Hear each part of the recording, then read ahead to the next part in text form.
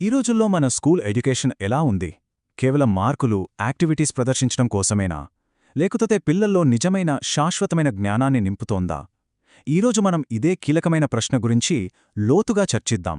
ఎందుకంటే ఈ పెర్ఫార్మెన్స్ ఒత్తిడి మన పిల్లల భవిష్యత్తును ఎలా మారుస్తుందో అర్థం చేసుకోవడం చాలా చాలా ముఖ్యం. ఈ మాటలు వింటుంటేనే చాలా ఆలోచింపచేస్తాయి కదూ.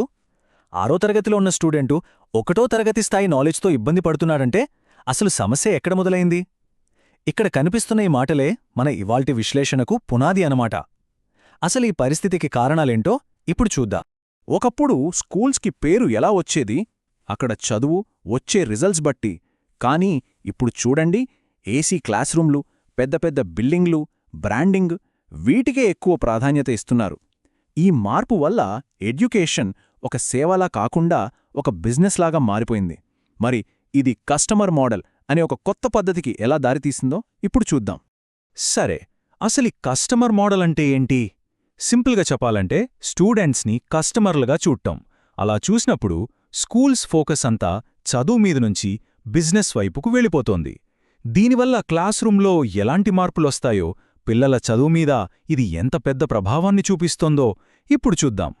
ఈ కస్టమర్ మోడల్ వల్ల 3 పెద్ద మార్పులు జరుగుతాయి. మొదటిది, పిల్లలు నేర్చుకోవడానికే రెడీగా ఉన్నారా లేదా అని చూడకుండా కేవలం వాళ్ల ఏజ్ని బట్టి అడ్మిషన్లు ఇచ్చేయడం. రెండోది, దీనివల్ల పిల్లల మధ్య నాలెడ్జ్ గ్యాప్స్ మనకు తెలియకుండానే పెరిగిపోతాయి. ఇక ఫైనల్గా ఈ భారమంతా టీచర్ల మీద పడుతుంది. పాపం వాళ్ళు ఒకే స్టూడెంట్కి 6వ తరగతి సిలబస్ చెబుతూనే అదే స్టూడెంట్కి మొదటి తరగతి బేసిక్స్ కూడా నేర్పించాల్సిన కష్టమైన పరిస్థితిలోకి వెళ్ళిపోతారు. ఇక్కడ కనిపిస్తున్న ఈ పోలిక ఈ సమస్యను చాలా బాగా వివరిస్తుంది. విద్యను ఒక బిల్డింగ్లా ఊహించుకోండి. చదవడం, రాయడం లాంటి బేసిక్ స్కిల్స్ దాని ఫౌండేషన్ అన్నమాట. ఆ ఫౌండేషనే వీక్గా ఉంటే పైన ఎన్ని ఫ్లోర్స్ కట్టినా అవి నిలబడతాయా? నిలబడవు. అలాగే బేసిక్స్ సరిగ్గా రానప్పుడు హయ్యర్ క్లాసుల్లో చెప్పే కాంప్లెక్స్ పాఠాలు స్టూడెంట్కి అస్సలు అర్థం కావు. వాళ్ల కాన్ఫిడెన్స్ మొత్తం దెబ్బతింటుంది. ఈ కస్టమర్ మోడల్ వల్ల మనకు వెంటనే కనిపించే అతిపెద్ద సమస్య ఏంటంటే, స్టూడెంట్స్ని వాళ్ళ నాలెడ్జ్ని బట్టి కాకుండా కేవలం వాళ్ళ ఏజ్ని బట్టి ప్రమోట్ చేయడం. ఇది ఎలా జరుగుతుందో చూద్దాం. ఇప్పుడు 2 ఉదాహరణలతో చూద్దాం. ఇది చాలా కామన్గా జరిగే సీన్. పేరెంట్స్ ఒత్తిడి వల్ల స్కూల్స్ ఒక స్టూడెంట్ని 2nd క్లాస్ చదవకుండానే డైరెక్ట్గా 3rd క్లాస్కి ప్రమోట్ చేస్తాయి. కానీ ఆ 2nd క్లాస్ అనేది కేవలం ఒక నంబర్ కాదు, అది ఒక ముఖ్యమైన లెర్నింగ్ బ్రిడ్జ్. ఆ బ్రిడ్జ్ని తీసేయడమంటే ఆ స్టూడెంట్ భవిష్యత్తు చదువులో ఒక పెద్ద గ్యాప్ క్రియేట్ చేయడమే. ఇక రెండో కామన్ సీన్ ఏంటంటే, పిల్లలు మెంటల్గా రెడీ కాకముందే వాళ్ళని స్కూల్లో చేర్పించడం. పిల్లలు ఫిజికల్గా క్లాస్లో కూర్చోవచ్చు, కానీ వాళ్ల బ్రెయిను ఆ ఏజ్కి కావాల్సిన లెర్నింగ్కి సిద్ధంగా ఉండదు. దీనివల్ల చదువనేది వాళ్లకు అర్థం లేని ఒక పెద్ద భారంగా మారిపోతుంది. ఇక్కడే ఉంది అసలు పాయింట్. మనం ఒక స్టూడెంట్ని ఏజ్ని బట్టి ప్రమోట్ చేసేయొచ్చు, కానీ నాలెడ్జ్ని, అండర్స్టాండింగ్ని అలా ప్రమోట్ చేయలేం కదా. దానికి టైం కావాలి, రెడీనెస్ కావాలి, ఒక పద్ధతి ప్రకారం జరగాలి. స్కూల్ అడ్మినిస్ట్రేషన్ అవసరాలకి, నిజమైన లెర్నింగ్కి మధ్య ఉన్న ఈ గోడవే అసలు సమస్యకి కారణం. సరే, ఈ సిస్టమ్ వల్ల వచ్చే భారాన్ని నిజంగా ఎవరు మోస్తున్నారు? దీని ఎఫెక్ట్ కేవలం అకాడమిక్స్ మీదే కాదు, స్టూడెంట్స్, టీచర్ల మెంటల్ హెల్త్ మీద కూడా పడుతుంది. దీని గురించిప్పుడు ఇంకొంచెం వివరంగా చూద్దాం. ఈ భారాన్ని 3 వర్గాలు మోస్తున్నాయి. First, students. వాళ్ళు కాన్ఫిడెన్స్ కోల్పోయి చదువంటేనే భయపడటం మొదలుపెడతారు. నెక్స్ట్, టీచర్లు. స్టూడెంట్స్ నాలెడ్జ్ గ్యాప్స్ని ఫిల్ చేయాల్సిన రెస్పాన్సిబిలిటీ వాళ్లదే, కానీ దానికి కావాల్సిన సపోర్ట్ గానీ, అథారిటీ గానీ వాళ్లకుండదు. ఇక ఫైనల్గా సిస్టమ్ మొత్తమే వీకైపోతుంది. క్వాలిఫికేషన్ కన్నా ఏజ్కే ఇంపార్టెన్స్ ఇస్తుంది.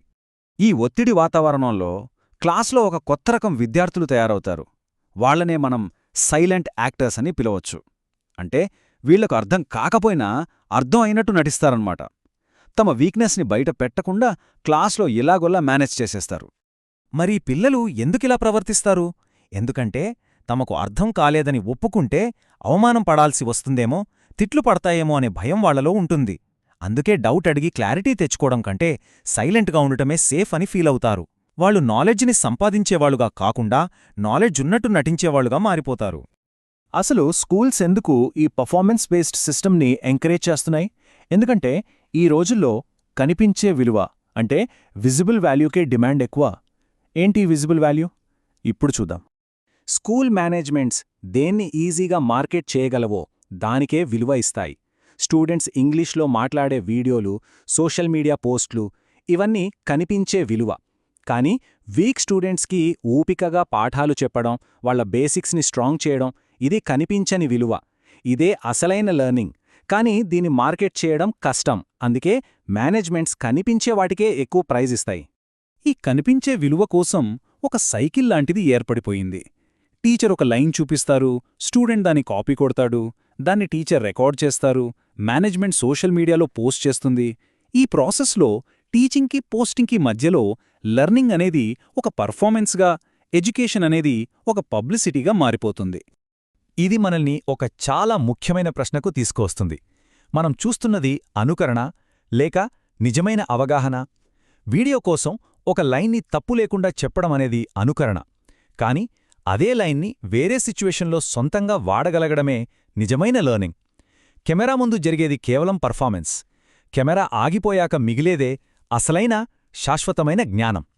మరైతే ఈ పర్ఫార్మెన్స్కి, లెర్నింగ్కి మధ్య ఒక సరైన బ్యాలెన్స్ లేదా? అసలీ డిజిటల్ డాక్యుమెంటేషన్ని స్కూల్స్ ఎందుకు అంతగా ఎంకరేజ్ చేస్తున్నాయో కూడా మనం అర్థం చేసుకోవాలి. వాళ్ల వాదనలో కూడా కొన్ని ముఖ్యమైన పాయింట్స్ ఉన్నాయి. వాటిని కూడా చూశాకే మనం ఒక నిర్ధారణకు రాగలం.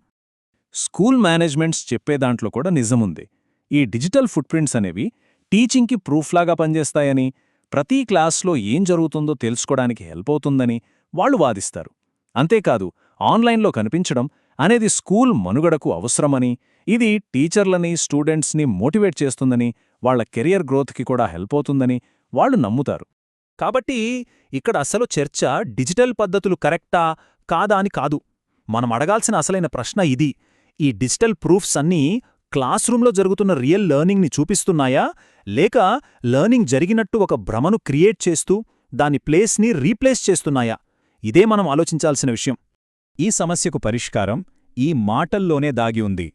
డిజిటల్ డాక్యుమెంటేషన్ చేయడం తప్పు కాదు, కానీ అది రియల్ లెర్నింగ్కి ప్రూఫ్లా ఉండాలి, కేవలం బట్టిపట్టిన పర్ఫార్మెన్స్కి కాదు. సింపుల్గా చెప్పాలంటే, డాక్యుమెంటేషన్ అనేది లెర్నింగ్ని ఫాలో అవ్వాలి, అంతేగాని లెర్నింగ్ ప్లేస్ని అది తీసుకోకూడదు. చివరగా ఈ విశ్లేషణ మన ముందు ఒక పెద్ద ప్రశ్ననుంచుతుంది. ఫోటోల్లో, వీడియోలో కనిపించే వాటిని కాకుండా ఒక స్టూడెంట్ మైండ్లో జరిగే అసలైన ఎదుగుదలని, వాళ్ల కాన్ఫిడెన్స్ని, వాళ్ళు నేర్చుకున్న శాశ్వతమైన జ్ఞానాన్ని మనం ఎలా కొలవగలం? ఇది టీచర్లు, పేరెంట్స్, ఇంకా మన ఎడ్యుకేషన్ సిస్టమ్ మొత్తం కలిసి ఆలోచించాల్సిన ప్రశ్న.